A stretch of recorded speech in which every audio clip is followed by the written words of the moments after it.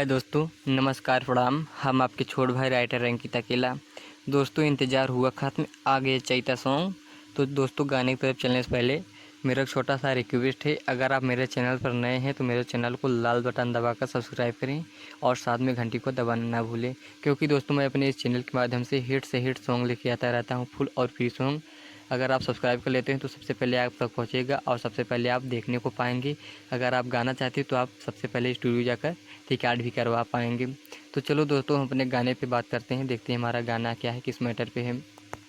दोस्तों ये गाना न्यू ट्रैक है, लेकिन थोड़ा थोड़ा धुन खेसारी लाल जी के ले लिया हूँ। और खेसारी लाल का धुन क्या है, सारा दहिए गिर गईल पिया की अखबारी में। दोस्तों उस गाने का मुखड़ा ले लिया हूँ।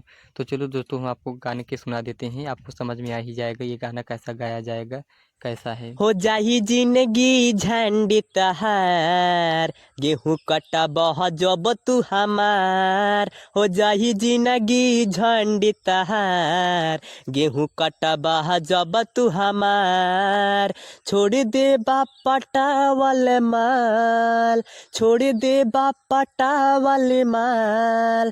हो जाही जिंदगी झंडी तहार, गेहूं कटा बह जब तू हमार। हो जाही जिंदगी झंडी तहार, गेहूं कटा बहा जब तू हमार।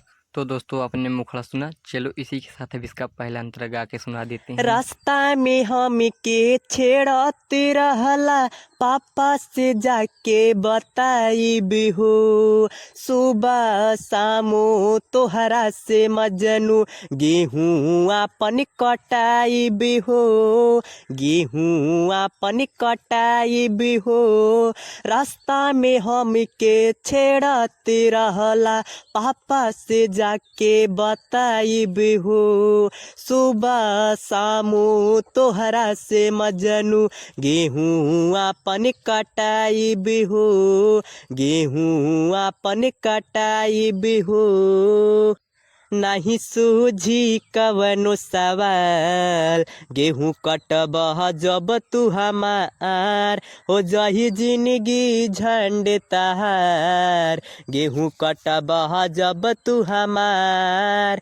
छोड़ दे पटा वाली माल, छोड़ दे पटा वाली माल।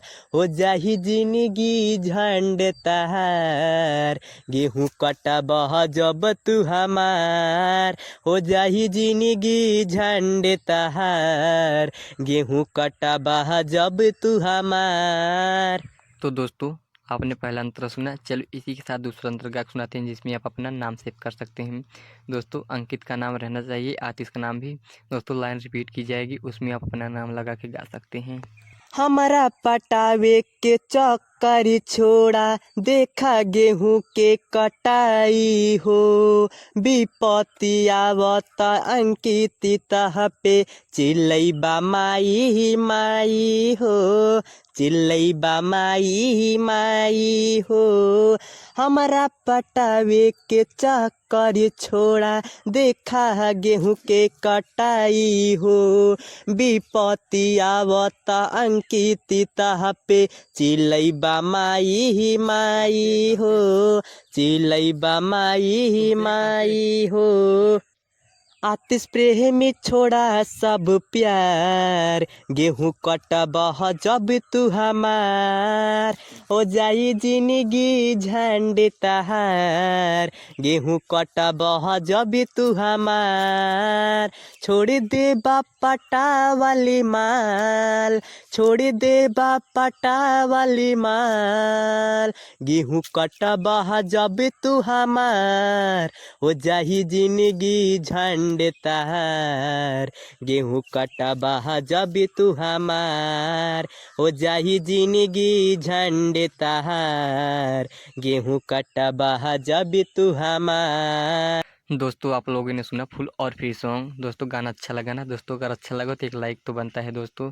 तो चलो दोस्तों हम आज का वीडियो यहीं समाप्त करते हैं, फिर मिलेंगे एक नए वीडियो के साथ और नए मैटर के साथ। और हाँ दोस्तों, जाने से पहले यही कहूँगा, अगर आप मेरे चैनल को अभी तक सब्सक्राइब नहीं किए तो मेरे चैनल को लाल बटन दबाकर सब्सक्राइब करें और साथ में घंटी को दबाना ना भूलें।